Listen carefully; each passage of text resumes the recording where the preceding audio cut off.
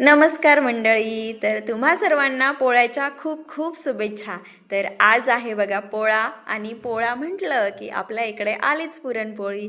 तर मी सुद्धा पुरणपोळी बनवलेली आहे. तर पुरण आमटी आणि ही बघा इथे पोळी बघा किती टम्म फुगली आहे आणि इथे आमटीसुद्धा तयार झाली, भात आणि पोळ्यासुद्धा सगळ्या करून घेतल्यात आणि इथे मांडायची आहे मला बैलाची पूजा. पण त्या अगोदर माझी भजी आणि पापड राहिले होते ते पण इथे तळून घेतलेत बघा आणि लगेच नैवेद्य दाखवायचं आहे.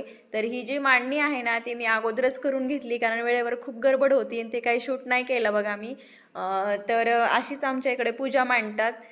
तर गावाला तर खूप छान असते पण आम्ही यावेळेस गावाला गेलो नाही त्यामुळे मी ते सगळं जे आहे ना तर ते इथंच केलेलं आहे आणि जे काय बनवलं होतं आमटी भात ते सगळं या ताटात घेऊन आली आहे. तर माझं बाळाला ना खूप घाई झालेली आहे नारळ फोडण्याची.